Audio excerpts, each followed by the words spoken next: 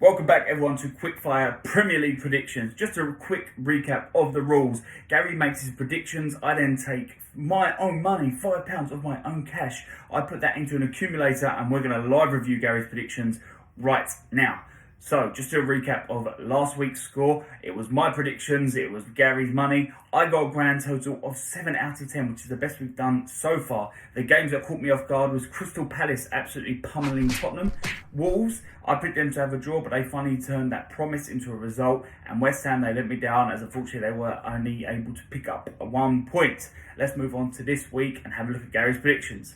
So first game up is Newcastle versus Leeds. He's gone for a draw with that game. It's a very tough game to call, so I don't blame him with that one. He's gone for a draw with the next game as well, with Wolves versus Brentford. For me personally, I think I'll side a little bit more towards Wolves, but we'll see what happens with that one.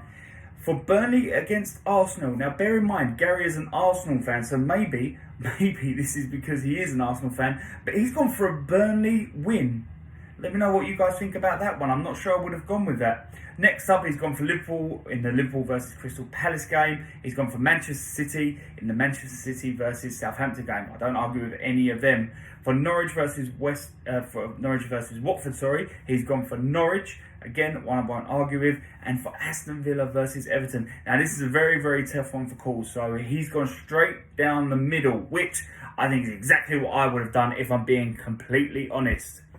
Then it's the last 3 games on Sunday, and that is Brighton versus Leicester. And this is a bit of a controversial one because in that game, he has gone for Brighton.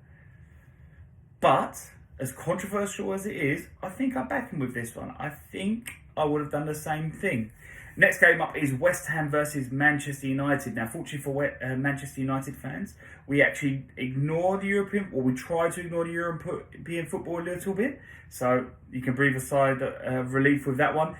But he's gone for Manchester United, and I think I agree with that one. If West Ham were able to keep Antonio and he didn't pick up that silly red card in the last minute against Southampton, I might have gone for a draw or even a West Ham win. But without Antonio, I am going for Manchester United as well. And last game is Tottenham versus Chelsea in a London derby, and he has gone for Chelsea. And with Chelsea being so strong and Tottenham looking certainly performance-wise inconsistent, I cannot disagree with that one either. So let's see what that does for the odds. The grand total for that accumulator, the odds are 3,377 to 1, which means my money, my £5 bet on Gary's accumulator, that means if it comes in, we win a grand total of £16,894.83.